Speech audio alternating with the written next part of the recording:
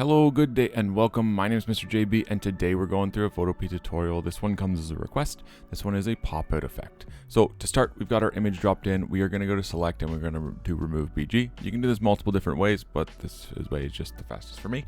So I'm going to do it. I got to watch an ad, but I will see you all in a second once it completes. Perfect. So with my image all background removed, I'm going to right click and I'm going to convert this to a smart object, and then I'm going to press Ctrl J. It's going to create a duplicate layer. And then from here, I'm going to go down to the left hand side and I'm going to go to my ellipse tool. Right hand click that, ensure you select ellipse. And I'm just going to end up making my shape. Now, if you want this to be a perfect circle, you'll hold shift. For me, I'm just going to make a generic circle for the time being, kind of move it around.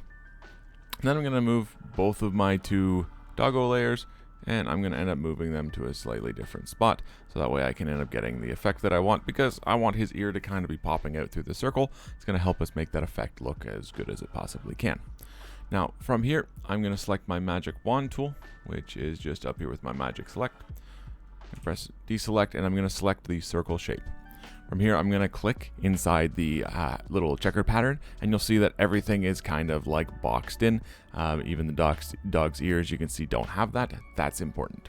From here, I'm going to go to my background layer, and I'm going to select my eraser tool. And with my eraser tool selected, I'm just going to increase the size. The cool thing about this is, when I sit here and I erase, oh, it's going to ask to fast write, it's lovely. It's not going to erase anything that's inside this circle. It's only going to erase the stuff on the outside, because that's all the area that we actually have selected, which is the cool thing about the magic wand tool. From here, I'm going to press Ctrl D to deselect, and now I've got my puppy with its space just kind of popping out. Now, if I want to adjust that shape and move it around some more, I can do the same thing, just drag it up a little bit, and then I might end up kind of moving all three down at once. And I'll do the same thing to end up removing any sort of space that we have on the outside. Bam, bam, bam. Perfect. So I'm going to Control D, deselect, and then from here we're going to do a little bit of modifying. We're going to go to our shape 1, and we're going to go to effects, and we are going to go to color overlay. With color overlay selected, we're going to double click on our color box, and we're just going to pick a softer color for the time being. You can move all this stuff out of the way. The pinkish looks okay. Cool. From here, we've got our pink background. We are then going to create an outer glow. A stroke. With the stroke selected, click on that, make sure that that's my menu option. I'm just going to make that white. I think it looks kind of nice with the pink and the white. From here, a couple more steps, but we want to make a background first. So to do that, we are going to end up going to our new adjustment layer, and we're going to go all the way up to color fill. This is where you can kind of create it, make it be whatever you want it to be.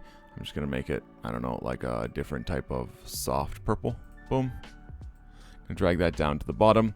And now we've got our two colors. That color looks awful, so if I want to end up modifying that, just double click on the color box and drag it, move it around to end up getting the color that you desire. From here, if you're happy with this, great. There's a few other things that I like to do in terms of this, and we're just going to kind of go through those. From here, we are going to go to effect, and we are going to end up going to our drop shadow. We're going to take our drop shadow, we're going to adjust our distance, we're going to adjust our spread, and just kind of make sure that we get a shadow on the outside that we actually want. Cool. Click OK. Lovely. Then we're going to go to our background layer, because we should be able to see that ear popping through the other side, and we can't. So from here, we want to end up right clicking, turning this into a smart object. We're going to go to effect. We are going to go to drop shadow on this as well. And then we should be able to kind of just adjust that opacity, adjust the distance a little bit, so that way we get a little bit of that ear showing up. Boom. Perfect. Now we shouldn't have any sort of extra stuff down here, so if you need to, you can go around and you can erase it. Ours doesn't end up popping up that way, so ours looks okay. Now, if you're happy with this, cool. There's one more step though that I like to do. I'm going to go to my shape 1, have that selected, and I'm going to go to effects, and then I'm going to go to inner shadow. From here, it's just going to end up being the global angle, which just means that whenever I adjust this angle, all of the shadows on this are going to follow the exact same pathway. Super cool, super handy. So with that, just click OK. Select my color fill layer, and we're done. Now with that, this is a really quick, really straightforward tutorial, just kind of going through, showing the colors, showing the different things, and kind of creating the shadow effects really is what makes this pop. Now with that, that's all that we're going to cover for today. As always, thank you so much for watching. I hope you learned something, and I hope you enjoyed. Have a wonderful day. Take care and be safe.